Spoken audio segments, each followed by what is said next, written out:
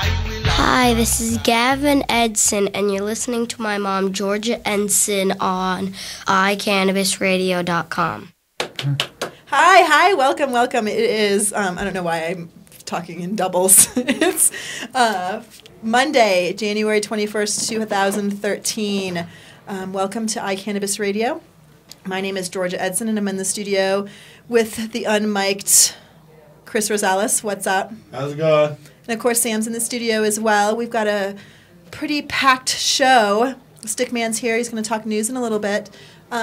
So for those of you that have been watching our Facebook blasts, tonight marks the second anniversary of the Monday night show. So 2 years ago, Scott Green and I, Scott Green really, and I was just lucky enough to follow after him, started our first Monday night show. And gosh, I feel like I don't even remember what it was like. Thank you. Yay, Scott, I miss you. I miss you so much. Scott wanted to do a show at that point to help promote Mile High Normal, and he asked me to co-host with him. I was like, wow, I guess I got nothing better to do, and you don't, mind that I don't know what I'm doing. So it has been a very interesting road, and then ultimately led to the formation of our own station, iCannabis Radio. So it's been a pretty amazing 2 years, and in honor of our 2-year birthday, as well as the day that we celebrate the birth of Dr. Martin Luther King Jr., we wanted to talk a lot about what it is like to be an activist, what it's like to be someone who fights for your personal freedoms and your civil liberties. Because as you know, that's what this show has always been about, and that's really what iCannabis Radio is about. It's about being free to be able to speak your mind, even if your thoughts and ideas are not right down the center, especially if your ideas are not right down the center. It's about personal freedoms. It's about fighting the fight so that you can do what you want to do as a responsible adult. And that's not just about cannabis. It's about a whole bunch of things. But certainly, iCannabis Radio is focused around the personal freedom of being able to utilize the health benefits as well as the emotional benefits of the harmless, wonderful cannabis plants. I think everybody posts and talks about quotes by Dr. Martin Luther King Jr. because he was so eloquent and said things in such a way that they resonated with all of us. And so I was kind of thinking about quotes myself today, and one of the things, there are so many really famous quotes, everything from the I Have a Dream speech, but in talking about activism, one of the things that I think is important for an activist is to let people know that you're being an activist. And there are ways to do that. And some of us are not as out there as others. But Dr. King said, when you are right, you cannot be too radical. When you are wrong, you cannot be too conservative. And we see people, like we talked last time that Greg Daurer was with us, we talked about Ken Gorman, and Ken's radical, because he was right, was his smoke-ins on the Capitol steps. We see so many people who are so willing to be out there and to do things that lots of people would consider, crazy and ridiculous, because they want to bring attention to a point. Because when you are right, you cannot be too radical. And we want to thank those people tonight. We want to talk about those folks who have been radical in their ideas and got them to where we are today and the progress that we're making. We've talked so much about 502 and A64, Colorado and Washington's monumental cannabis law changes. And it's from these folks that we got to where we are today. And those folks got their inspiration from people like Dr. Martin Luther King. And so I want to spend this hour thanking people, being so thankful for the opportunity that we have on iCannabis Radio to be able to speak our minds and say whatever the hell we want to, because this is our place. This is our opportunity. This is because there are people who have so believed in their personal freedoms and those of others and of civil rights that they did radical things that allow us to be pretty conservative, actually. Our station is not all that radical anymore. If we did this 10, 15, 20 years ago, this would have been radical as hell. But it's not anymore, which is fantastic. We're kind of mainstream media. Right? This is pretty mainstream. I mean, again, when the Miss America pageant talks about marijuana legalization as one of their questions to their contestants, marijuana has become mainstream. Mm-hmm. That's fantastic. And truthfully, in the early 90s, when I started speaking out about it, we thought it was mainstream. We thought it had been kind of denigrated and put aside, and maybe some people didn't see the importance that we newly saw to this plant because of its, real good industrial benefits or medicinal benefits. Pure pursuit of civil rights for other people, not to be put in a cage because of something you choose to ingest, right? Which is not as harmful as things that you can buy over the counter. Absolutely. So many things have changed, and so many things have changed relatively recently. Another thing that Dr. King said is all progress is precarious, and the solution of one problem brings us face to face with another problem. And that reminds me so much of where we are with Amendment 64 and the task force. And so we passed Amendment 64 in Colorado and legalized / decriminalized adult possession and use of marijuana. But in this process, it has meant that there have been lots and lots of needs for political types to get together and sit around a table and talk about the virtues and the evils of marijuana and what legalization will do and how to handle it. And so the task force that was developed has broken down into subgroups, and those subgroups, some of them have broken down into subgroups, and they are trying to figure out how to make all of this work. So that progress that we made, Dr. King is so right that is precarious, and that we think that Amendment 64 was a solution, but it brought us some other issues as well. And Stickman's here from Overgrow the Radio. Hi. Hey, how are you? Thank you for having me. Of course. Thank you so much for being here. You have been intimately involved in the task group and going to these meetings and sitting on a subgroup as well. And this week is pretty big, right?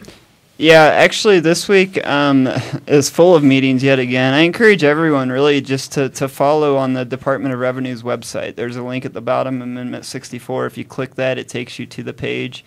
And I won't say all the meetings are posted, but they do their best at keeping them up. And you were absolutely correct that the subgroups have, I sit in a local authority and control, and we're talking about taking on tasks and breaking into even smaller groups and then relaying them.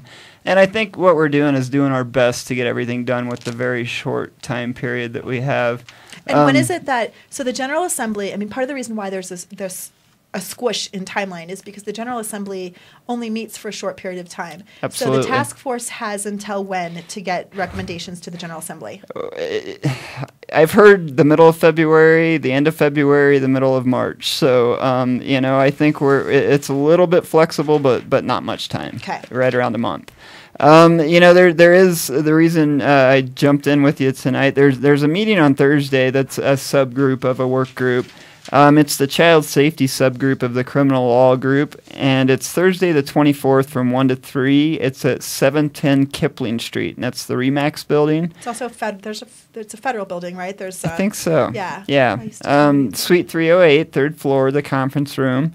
And I feel it's very important that all moms and dads, like myself, are there because, I sat in on the criminal law group last week, I guess, and, it was just absurd, some of the stuff that was still being debated. The chairs did a very good job at correcting people, but the folks in this subgroup are the people, the prohibitionists of the work group. So it's very important that all of us make it out to this meeting and all of our voices are heard. Very important. Writing this on my hand because I can't lose my hand. I can lose. Well, I wanted paper. to tell you a quote because, a couple of things real quick that you mentioned. I got into radio the same way. I got a call from your old manager and said, "Hey, you're going to do radio." I was like, "Okay." So I thought that was really neat. And then, Rosemary Harris, who now runs the NAACP here in Colorado, she was down at the first reading of the El Paso County ban, and she had a really great quote, and it's not word for word, but she basically said that the cannabis issue is the biggest civil rights issue of our time. Wow. So you mentioned that earlier, and I just thought I'd add that in. Well, it makes me wonder. I think lots of people today, probably on the internet as well as on these shows, have been talking about whether or not Dr. Martin Luther King would have been a cannabis activist, whether he Sure. would have at this point in time put that into his civil liberties, civil rights realm. And I obviously don't know the answer to that. But again, I can't help but get inspiration from him because there are, especially when you look at medical patients, the idea that the government would somehow intrude upon someone's ability to use a substance that helps them so much. I mean, sort of the definition of civil rights is just the civil rights are the rights that protect individuals' freedoms from unwarranted infringement by the government. Sure. And private organizations and ensure one's ability to participate in civil and political life without discrimination. And certainly cannabis users have been discriminated against, have been repressed, have been called names, have been imprisoned. And so I can't help but imagine that he would have believed that this needs to change. Well, and I would just add that, if you were to add on top the disproportionate arrest ratio, that would be the icing on the cake Absolutely, for him, absolutely. That people the men of color, between the ages of 18 and 28 are disproportionately arrested and imprisoned for nonviolent drug offenses. I believe it's 3-1 with Hispanics, and it's more than that with African American. I believe 4 or 5-1. So yeah. Dr. King might not have been out there saying, "Let's all smoke a doobie together." That's right. That's right. But he would not want to have had this disproportionate, again, in his eyes, racist kind of policy that exists. He would have probably approved of the people from the NAACP or Hispanic organizations who supported Amendment 64. I believe that.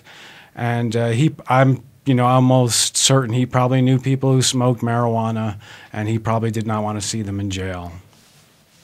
I agree. Absolutely. We're going to take a quick break.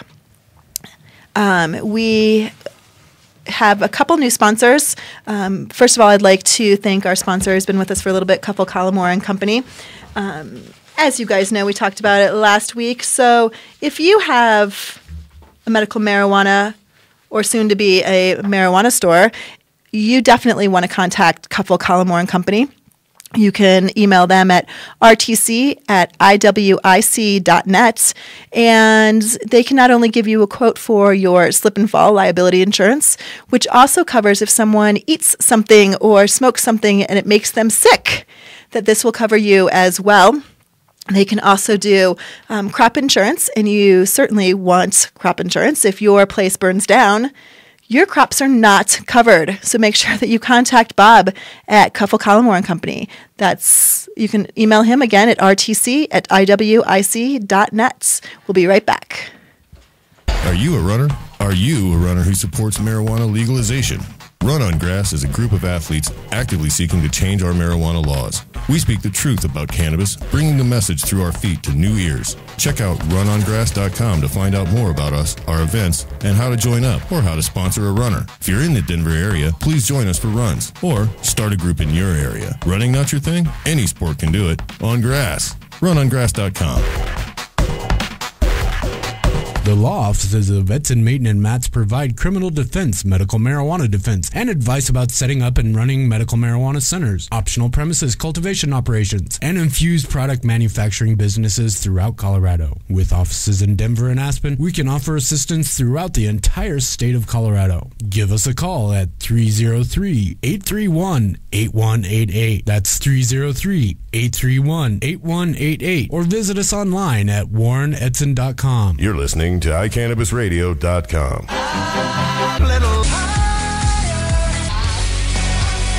I always want to sing to that, and there's really nothing that I can sing to it.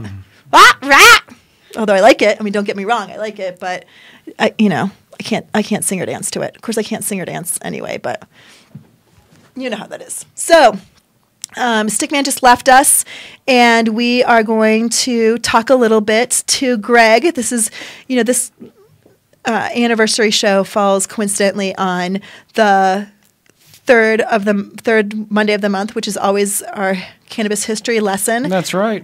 So, Greg, what are we going to talk about?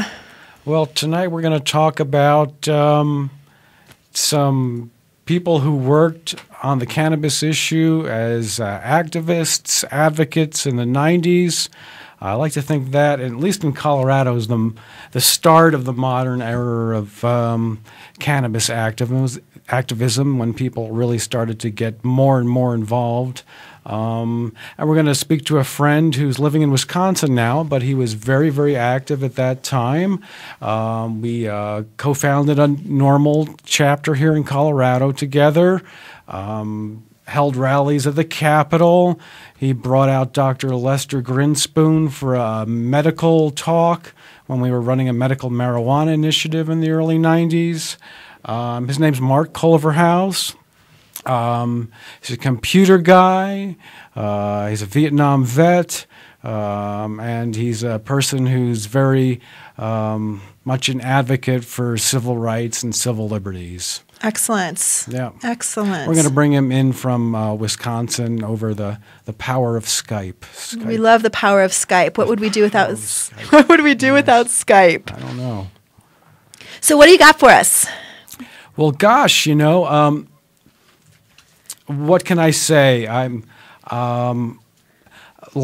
just started writing again for High Times, and about a month ago I had a piece in the music section on a local band called Wheelchair Sports Camp that I like and admire, and I wanted to let people know about them. So that was fun. I've always enjoyed writing for High Times, which I did in the 90s and in 2000s, early 2000. Because I talked about the culture of marijuana, why it brings people together, and talk about musicians and writers and artists who use it. So I did that, and this most recent issue, there's a photo of myself. It says on legalizing the cover, marijuana! Yes, it says pot is legal, page 82, and then when you go to page 82, there's a picture of the victory party for Amendment 64, and right there where it says legalized, there I am. Look at right that. above the start of the text. And put it closer to the camera. Okay. We want to get a close up of you, plus, Greg. I think we have it too on. Can you get it, Chris? Adobe as on Adobe. There you are. But anyway, but yeah, one of my my kind of jokes to myself the night of it and earlier was that I legalized marijuana. And so it was all this that happened in Colorado was because of me. And I had a lot of help from my friends along the way, of course. And there were more top activists involved. But if it hadn't been for me, pot wouldn't have been legalized. Thanks, Greg. Yeah, I'm a civil rights leader kind of my own way. And again, it was a little help from my friends, and that's why I think we should speak with Mark Culverhouse about his activities out here. Yeah. again, a computer guy. He moved out here from California and wanted to get involved. Had heard about the hemp issue and knew the positive aspects of marijuana. So we hooked up because National Normal told us to get together, and we actually decided to form a Normal chapter, and we helped work on the Hemp Initiative Project in the 1992, the year of 1992, in which we tried to get this initiative on the ballot. Got, I think, 57,000 signatures or so. Not enough to get it on there, but it was a statewide initiative. So lots of people like us were out there. We weren't the only ones. People up in Nederland and Boulder and Grand Junction and Fort Collins, everywhere throughout the state were people active on this. But Mark was one of the people who initiated it. His name is one of the signatories at the beginning. You have to get like 5 or so signatures to get it on there. So he was active in that. And then about another year later, we did a medical marijuana initiative. So I want to salute him. We were joined by a lot of good people. We were part of a lot of good people working on this issue. Good friend Bill Bishop is out here tonight. Doreen, maybe she's listening tonight. She was very active on that. And a good friend, Jerry Ives. And Jerry Ives recently passed away of a heart attack. He lived to see marijuana legalized in Colorado, so I'm very happy for that. I'm sorry he didn't get to be here with us longer to appreciate it. Hopefully appreciate it. We'll see what happens. So we just want to salute him tonight as well, show a few photos, tell a few stories about him as well. Maybe Warren will share a story about Jerry with us as well. Your husband, Warren Edson, the attorney here. Yeah. So should we call Mark? Let's call Mark. Okay. Yeah. Should I get those headphones on? Or can you like crank them about 110 decibels in here so I can on the screen? Does he know he's going to be live? I hope so. Hello, this is Mark. Mark, you realize that you are live on iCannabis Radio, don't you? I've been watching the show on the internet, so I do. Oh, well, very good, sir. Hi, Mark. Thanks for being on tonight. Hello, Georgia. How are you? Very well. It's a pleasure to have you on. So, Mark, when you moved out here, you were already involved in you knew about the cannabis issue. Your brother was active in Minnesota, is that right? That's right. My brother was it was the grassroots party. I think he was a candidate for governor. And of course, I hate to have my brother one up me. So I figured he's fighting for hemp in Minnesota. I better get on board in Colorado. I thought that was partially the case. You had your own reasons, but that was one of them for sure. Yes. Well, originally, I was a Vietnam veteran, and a lot of right out of high school, I volunteered for the Army, and my father, my grandfather, everyone was fought for this country, so I was kind of a patriot, and I volunteered for the Army. And when I got to Vietnam, I kind of saw the government, what the government was really about, and I really considered the Vietnam War, the drug war, really the same war. It's a war of violence of the government against people, usually poor people. That's right. That's right. Oh, we should shout out. Greg, you were mentioning the hemp initiative. Who were can we name the 5 people that were the sponsors? Absolutely, Mark. Absolutely. For the record, was John Baraga, Tom Barris, Mark Culverhouse, Tim Daly, and Paul Danish. Now, John Baraga was a fellow who was a libertarian, and he sold T-shirts that said legalize it. Very popular items. They went like hotcakes throughout the state. And he always believed in the freedom business.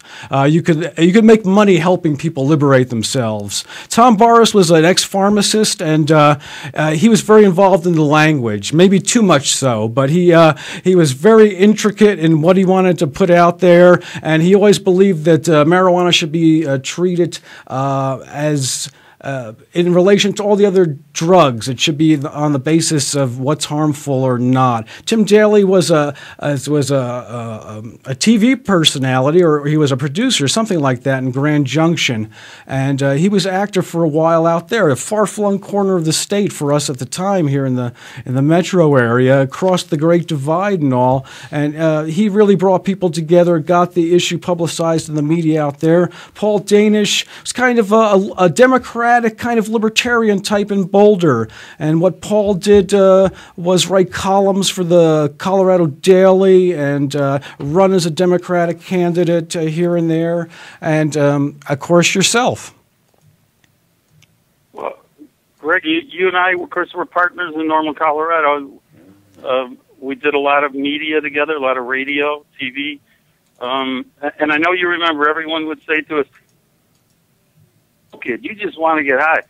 Well, we know that those people you just mentioned, and Jerry Ives and Ken Gorman and Doreen, the rest of the crowd, we were out there for human rights. We were out, and Bill Bishop, we were out there because we were incensed by what was happening, the injustice, the violation of human rights, simply to ingest one of God's plants. And we know why we were out there.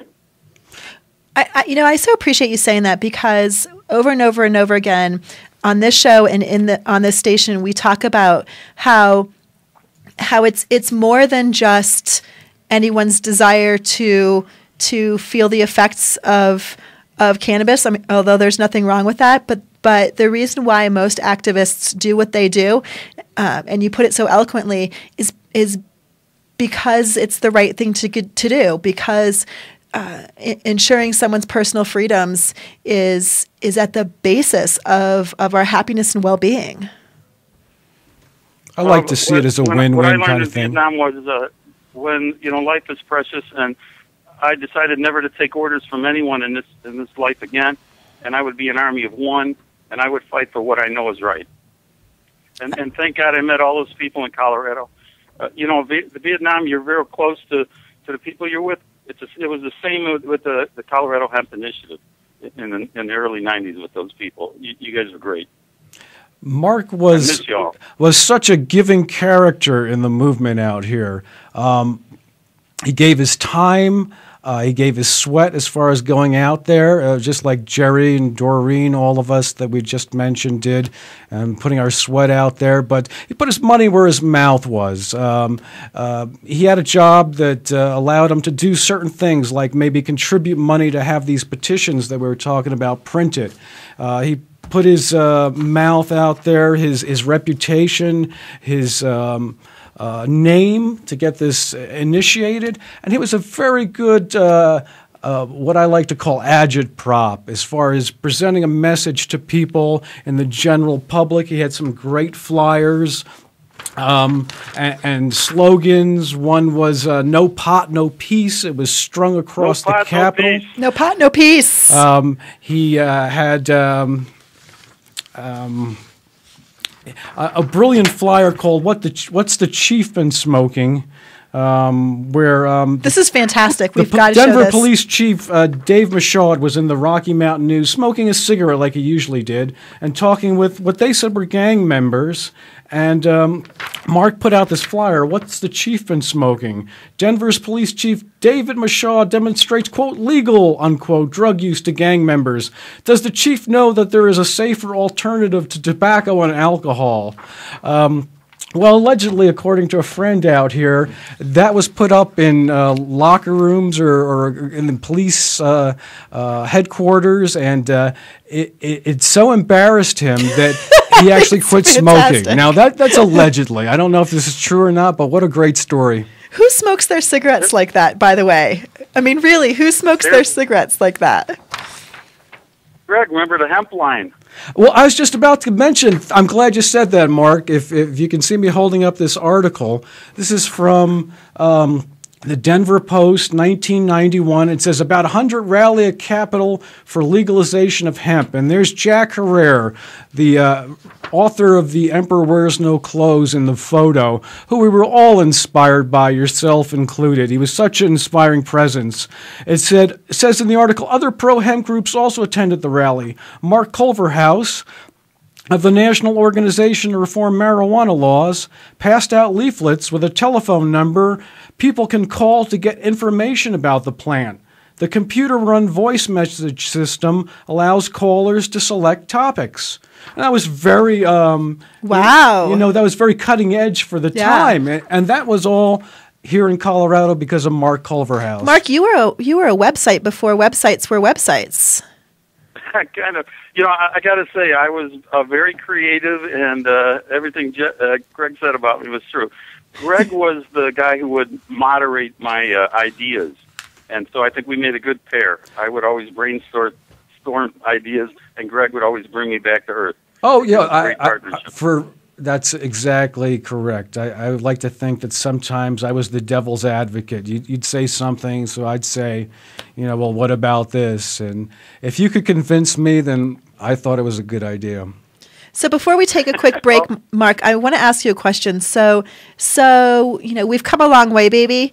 And what do you think about where we are today with the passage of Amendment 64 and medical marijuana legalized in 18 states and the District of Columbia? What are your thoughts? Well, Colorado is leading the world on this issue, and like I said, the issue is really war and peace. You guys are leading the world. Here in Wisconsin, I wish I could say we were a tenth of the way where you are, but we aren't. A shout out for Ben Mazzell, of course, who died. It'll be 2 years in this coming April. Yeah, a great activist in Wisconsin, but we haven't made the progress here. You guys are in the tip of the spear, and I'm really hoping. You did the medical, you did the recreational, whatever they call it. We have to do I'm looking forward to the agricultural. I read an article. Someone wants to plant 100 acres of hemp. That's got to be next. We have to take this because we don't want to just smoke it. We want to really save this planet. Yeah. And everything we can do with the hemp plant is the way to save this planet. Jack was right. Absolutely. So I really just want to congratulate Colorado, and don't take it for granted. People are still suffering. People are still, suffering at the hands of these outrageous drug war in the U.S., and we have to lead the world, and Colorado is leading the U.S. Well, so thank you. Colorado stood on your shoulders. The activists now have stood on your shoulders. So Colorado thanks you. Those were quite an interesting group of people. We did not receive any donations. All the money came from us. We sold buttons. We sold T-shirts. We went to every rally, every fair, 5 Points and Cinco de Mayo. We were everywhere where the people were in Colorado. That's right. And I think we might have been in the Martin Luther King Day Parade. I don't remember. We marched in the Gay Pride Parade with a big flag, and oh God, did we get applause from all sorts of people. I remember Jerry Ives at the Gay Pride Parade. Well, maybe we can talk about Jerry a little later. Yeah. We have to take a quick break. Yeah, hang in there with us. We'd like to continue talking with you. Yeah, Mark, hang on the line. We are just going to take a break and thank our sponsors. Noda Urban Garden Supply is a garden store located 4.5 blocks northeast of Coors Field in downtown Denver at 1330 27th Street. Amendment 64 is passed, and you can now, adults 21 age and over, can grow your own 6 plants. Thinking about doing it? Do it right. Go visit Noda Urban Garden Supply, and they can help you with starting your garden and what supplies you need and give you expert advice. You've been growing your own as a medical marijuana patient? Check them out. They've got some great new ideas. That's Noda Urban Garden Supply, NODO urbangardensupply.com. You can also visit them at Noda Urban Garden Supply on Facebook. They're open Monday through Friday from 11 a.m. to 6 p.m. Noda Urban Garden Supply. Go check them out. We'll be right back. Are you a medical marijuana patient or interested in finding out how to become one? Contact Mile High Wellness, where your care is our concern. Conveniently located on Hamden and Tamarack in the Whole Foods parking lot behind Proof of the Pudding, Mile High Wellness offers a wide variety of edibles, hashes, and some of Colorado's top strains. Mile High Wellness, where your care is our concern. 3525 South Tamarack, Suite 110, on the corner of Hamden and Tamarack. 720-382-8516. Mile High Wellness, where your care is our concern. You're listening to Georgia Edson on iCannabisRadio.com. You would have to. Welcome back. Welcome back. Mark, you still on the line with us? Yes, I am. All right. We brought in Bill Bishop, who is also a long-term activist who has, again, brought Colorado to where we are today. And part of the reason why we wanted to have you here, Bill, is to thank you as well. But we also want to talk about Jerry a little bit, don't we? We do want to talk about Jerry. Never will forget Jerry. First, I have to say hello to Mark. It's been so long. Mark, thank you for everything you did. Can't say enough. But Hello, Jerry, yeah, Jerry was just a devoted servant of everyone in the movement, and especially, of course, my wife, Doreen. I was kind of the life support system for Hi, Doreen. Doreen's out there. She's listening. She can hear Mark, I hope, no doubt. And basically, Jerry was a mensch. He was just out there doing everything he could to help everyone. He was bold. He would walk up to anyone, everyone, unfortunately, no discrimination whatsoever, and strike up the hemp conversation. So, yeah, a lot of good stories about all those days. Yeah. Jerry definitely was a someone who wasn't afraid to speak to strangers. I think that's obviously a great quality in someone who is an advocate or activist. Is you have to have the ability to speak to people who don't agree with you. If we just preach to the choir all the time, what good does that do? Well, and I'm coming into the discussion late. Warren Edson. Excuse me if I'm, talking about something I already did. I was doing the dishes, but Thanks, babe. The mother's milk bank thing. Yeah. I mean, on top of all this going on top of all this marijuana activism, on top of his issue with the Arapahoe County Police Department, he maintained a volunteer job at Mother's Milk Bank. And he's very passionate about that job. Very seriously passionate. And I had the pleasure of, once a month, maybe twice a month, particularly when Gavin was an infant and I was at home all the time, going out to La Fiesta, is that the one on? Oh, yeah. On 20th yeah, I forgot you guys did that a lot with the baby. Because you could only be there at lunch. And he'd ask you about if we had any extra breast milk. Yeah.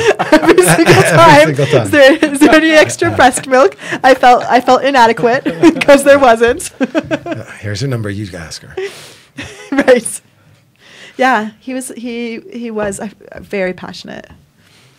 Well, and that led him to all those discussions, though, with a whole different. Yeah, if he could talk about people. breast milk, he could certainly talk about hemp.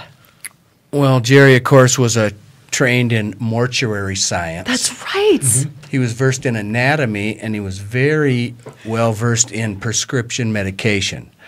And like Mark, he was a veteran of the United States Army. And he means for Army. real, not like, Right. Yeah, So most of the guys that were United States Army during the Vietnam era, they really weren't afraid to approach people and talk to them about Right. their passionate feelings. They kind of felt like they earned it. That's right. Some of us who did not serve in Vietnam kind of might have felt back a little bit. Maybe I don't really have the right to speak up. So I got to hand it to them, and basically veterans' experience really put them out there. If I could just add this about Jerry and to touch on what you just said, he went to the VA because he was a veteran. So from the early 90s, maybe late 80s on, he was talking to those doctors about medical marijuana. So he was priming them for the day when the VA would start to relax rules, and that finally just started to happen. But he was educating them about the uses of medical marijuana because he was so bold, as you said, Georgia. Yeah. So I kind of have a funny Jerry story. I shared this with everyone off air, but when I was very, very, very pregnant, Warren and Jerry Ives and I went to lunch, and I was sort of big when I was pregnant, like really big when I was pregnant, and I couldn't see my shoes very well. And Jerry said, "Oh, your shoe's untied," and Jerry was a little bit of a bigger guy too, but he got down on his hands and knees and he tied my shoe for me, and I swear the entire restaurant just was silent as they watched this gentleman tie this big pregnant girl's shoes, and at the time it felt very strange, but when we sat down, I was like, what a gallant thing to do. How chivalrous to. I mean, I don't remember when I saw my shoes last. I mean, at that point in my pregnancy, Warren, you were putting my shoes on for me because I couldn't reach that far. But it was very sweet, and that's to me kind of who Jerry was. I mean, nothing fazed him. My shoes needed tied, so he was gonna do that. It was very thoughtful. Mark, do you have a Jerry story that you want to relate here? Oh boy, yeah. Like I was thinking of the gay pride parade. Bill's laughing, my first, Mark. Experience too. Pardon? Bill's laughing already. Bill, I think that was Bill's first gay pride parade too. So that was kind of an eye opener. Yeah, Jerry was, these guys were all like soldiers, and I really use the term freedom fighters. And Bill Bishop is one of the most serious of freedom fighters I know. He is just incensed and outraged about injustice, and that's why I love him. And Jerry Ives, all these guys were like that. A shout out to the libertarians, to all those people, and really because that's what it was about. It's about liberty. It's something I'm not sure that people understand that anymore. Maybe it's passé, but that's what it was about: fighting for our freedom and everyone's freedom. I got to say, one of Jerry's proudest moments, when we had the big arrest at the Bug Theater, you must remember The big arrest. When that 7 police cars came and arrested everybody in the Bug Theater for smoking marijuana. And Jerry had kind of instigated that a little bit, and of course, and he felt bad afterwards because, Doreen got ticketed and strip searched for smoking marijuana and everything. Jerry felt very badly. I bet. So the next time they had a hemp rally at the state capitol once a month at high noon, Jerry felt like he had to get arrested, and Jerry ended up taking his bag of weed down to the curb in front of the Capitol, standing in front of a police car and lighting his pipe. Of course. To force them to give him a ticket because he felt so badly for kind of creating a ruckus and getting the police involved at the Bug Theater. So he would do anything to make amends. Again, that's the spirit right there. He just felt so badly. Let's not forget Bill's wife, Doreen. I wanted to tell him. I don't know how many times I've been with Doreen when she's handing doobies out to police officers. I used to get a little nervous by that, but somehow Doreen is gifted.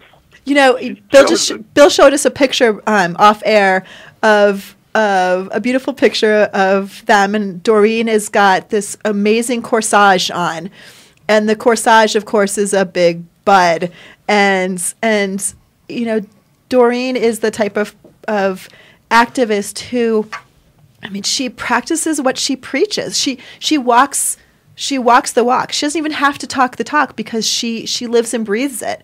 And it's a beautiful flower. She wore a beautiful flower, and she shared that beautiful flower. Doreen was a caregiver before the term became codified, however you say that. And again, these are the people who have held us up, who have gotten us to reach as high as we can because we've stood on your shoulders. I've got to say, Doreen was, of course, she was that kind of personality you said, but it was Mark Culverhouse and, of course, me that brought her kicking and screaming to every event or every thing she did.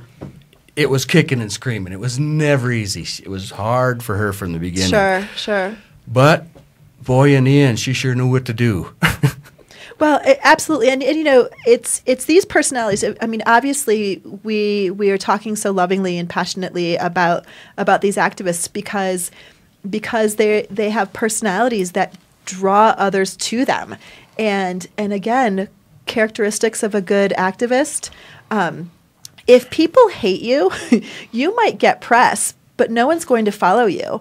And in order for things to change, lots of people have to agree that things need to change. And so if you have this personality like a Doreen, like a Jerry, like you, Bill, and you, Mark, if you have these personalities that people want to listen to you and want to follow you and you teach them how to be activists, things change. And I think that's what's happened, what's happening now, and certainly what's happened in Colorado. And we can take that nationwide. I mean, when we were putting out our information about the show, we were tagging all of these amazing activists, and there's just, I mean, I would love to spend the entire show just mentioning all of you. There's just so many people for whom we have learned from you, and you have stuck your neck out when other people wouldn't, and shown that it was okay. And again, because you're right, you can't be too radical, and you chose to be radical, and got the job done and moved us forward. And you know, we are so grateful, so grateful. Hey, can I mention a couple? Yes. A couple people. Yeah, how about Gary Peterson up in Fort Collins, Parents Against Dare, Pam Church, Yes. Connie Barrow, Mylar Man, Brian, Dominic. You know, who am I leaving out, Greg, Bill? It was Gorman, of course. Well, even though there's been And- some ideological differences at times, you could add Laura Creo to that, and Kathleen Chipeye. Laura even. Creo. They were there at the Heck. beginning, and they put a lot of their sweat and Anthony- effort into it. Anthony DiNardo. Up in Fort Collins, yes, young student. There was a fellow Todd at DU who started a normal chapter. It was just prior to when I met you. Put on an early rally there. You attended that, didn't you, as a student, Warren? I did, fresh into DU Law. I went and checked that out. I think that was actually my first time out in the front of the Capitol watching what was going on. There were the bands at the rallies that always volunteered for nothing and played. I think it was the Rebels All was a lot. The Flatliners, Greg's group. Doc Ross. How about? Go ahead. I said Doc Ross. I just wanted to throw that name out there. Oh yes. We need to take and also just to thank to Marilyn, the Mercury Cafe. She was a big supporter, and Patty Calhoun at the Westward. She was fair and reported honestly about what we were doing, unlike a lot of the media. Yeah, it just goes on. No. We need to take a quick break. Mark, don't go anywhere, okay? We're just going to take a really quick break. Thanks to Medical Marijuana of the Rockies, who pretty much Cannabis Radio since day one. Your mountain source for meds. They have some of the best immature plants or clones, Warren won't let me say that word, in the States. You can check them out on their website, mmrockies.com, Medical Marijuana of the Rockies.com. And they have a listing of their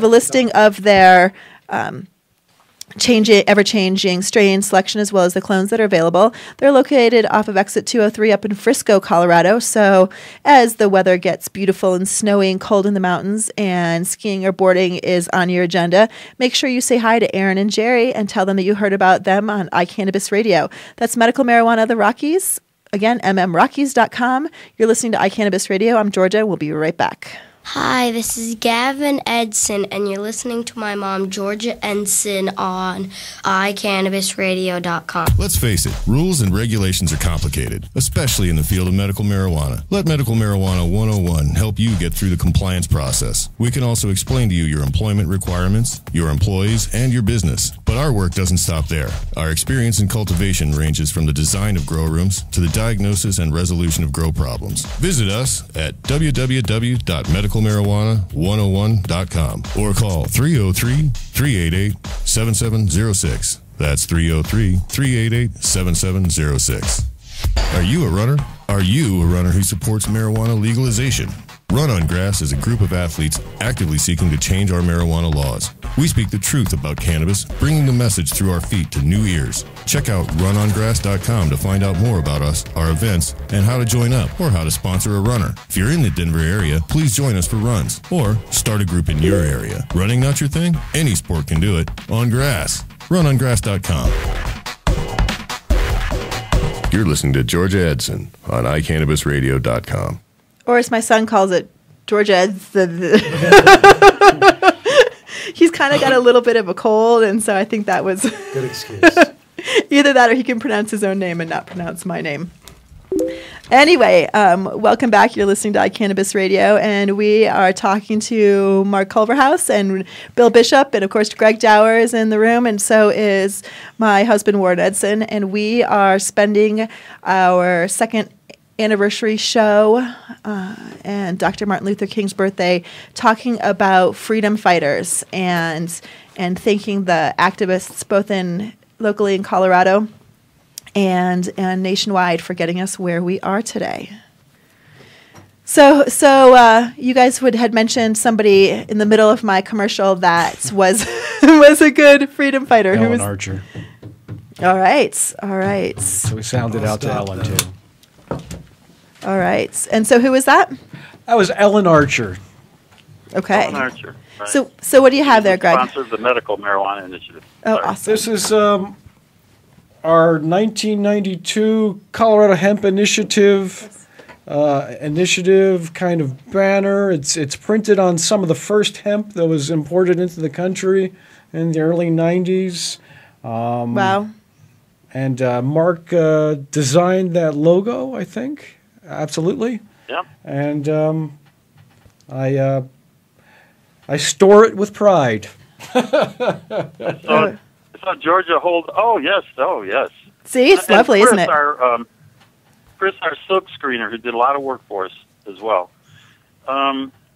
Yes, I did that. Adobe Illustrator. Georgia held up the petition, and we laid that out on my Macintosh too. Yeah, that's what happened to it? We lost it somehow. Oh no, Greg's got it over there. Pretty amazing. Pretty amazing. All the work that you guys did. Pretty amazing. Linda did a Colorado State big hemp flag out of that logo, but all with the sewn pieces of hemp. It's really gorgeous. Of course, I had my white hemp suit in one of those photos too. Nice. Warren has a white hemp tux. It was his great grandfather got married in it. Oh. Yeah. Yeah. Real. Yep. Yeah, I had a. It's in great condition. He just wore it. Hemp suit made up for me. Nice. I don't fit into it anymore. You should try. I bet it looks smashing. Well, Greg, what else do you have for us tonight? I don't know. We're getting close to the end. We are. Well, we all have to say our final piece, I guess. I just have to mention the time that Mark Culverhouse got thrown in the Denver City jail for distributing anti-DARE propaganda to school students in a school bus. So the cops picked him up, took him directly to city jail. One morning, I got a phone call. I think it was Pam Church, and Mark, there's a big DARE rally down at in front of the state capitol today, and we need flyers out there. So I jumped in. Okay, So I jumped in the car with some flyers and headed down there. And I got down there, and I was the only one there. And here it was, all of the police from all of the cities in Colorado had bussed in all these kids. There was like 100 school buses parked around the city park there, between the police department and the state capitol. So here's all these police and all these little kids and these school buses, and there I am standing there with all these hemp flyers. And so I thought, well, I'm down there. So I started passing them out, and these kids were going nuts. They thought I was passing out, that they were coming to my rally or hemp rally. So all the kids were getting all these flyers, and then the police, then they came and arrested me. They said, I was standing on the sidewalk there on Broadway, and they said, well, this is, we have this sidewalk reserved or something. It's private or something. So they arrested me. And I had on my hemp shorts and flip-flops and my hemp T-shirt. They took me into they arrested me. They threw me in this holding cell. They took now here I am. They took my T-shirt. The policeman, because I had the Truth or Dare T-shirt that we did with the pot leaf, the cop looked at me and he says, we own the copyright to Dare. And he confiscated my T-shirt. He took my T-shirt off. I spent the whole day and night in jail, half naked. I was in the holding tank for hours, and all these guys were coming and going, and they put my ticket thing on the back. They just, I felt like a political prisoner or something. I bet it was outrageous. Well, Mark wasn't attacking DARE just to be obnoxious. Back in those days, this program that's become fairly discredited as far as keeping kids off drugs. It was really a police, officer-friendly type of program to present a nice face to the school children, but they were giving misinformation about drugs, and kids were actually turning in their parents. Now, we thought this was Orwellian, that this was straight out of 1984, and it was, in fact. Yeah. And the nice thing is that now DARE programs, if schools even subscribe to them anymore, are primarily about tobacco. They're smart enough to realize that they're going to get their ass kicked if they talk about cannabis at all. I want to thank you all so much for being here tonight. It's a pleasure. Mark, thank you so much, and we hope Wisconsin hurries the hell up. I hope so. Thanks a lot. You guys are a beacon for all of us. Thank you. Thanks for all you've done, Mark, and thanks for being on the show tonight. So the work's not over. We have work to do. There are people, as you guys have said, who are still feeling oppressed, as Mark specifically mentioned in Wisconsin and lots of other states, and where people are being arrested for minor possession. And we still need this to stop. And so just because hurdles have been overcome does not mean that we are done. As Dr. King said, all progress is precarious, and we've made progress, and we have more progress to make. So we will continue to fight the fight, and thank you all so very much. As I said, there are just too many people to name, and if you speak out, if you speak to one person once a year, you are an activist, and I thank you. And I hope that you speak to 2 people, and then 3 people, and then 30 people, and then you never stop speaking. And that's what iCannabis is about. And the rest of the week is pretty exciting as well. Tuesday night, of course, we have Sexpot Radio. They have a new time. Please note, Sexpot Radio is now on from 6 p.m. to 8 p.m. Mountain Time. Wednesday, once a month, we have iDab Radio. On Thursday from 7 to 9 is Overgrow the Radio. Before that, on your drive home show, 4 to 5 p.m. is the Hemp Connoisseurs Show. Next week, we start a brand new show from 4 to 5 p.m. No. It's earlier than that, I think. Is it earlier from 3 to 4 p.m.? I think it's from 3 to 4 p.m., sorry, is In the Lab with Can Labs, Jennifer Murray. Be sure to check her out. It will be a show based on cannabis science, what you need to know. What does testing mean, and what is in your medicine? So we welcome Jennifer Murray. We're really excited for her show to start. And, of course, next Monday from 7 to 8 is my show, and we are going to be doing a business segment with Chloe Villano from Cloverleaf. Thanks to our sponsors, Mile High Wellness, Noto Urban Garden Supply, Edson Mayton and Mats, Medical Marijuana of the Rockies, Medical Marijuana 101, and Cuffle Collimore and Company. I'm Georgia, and you've been listening to iCannabis Radio, and I will see you next week. Thank you so much.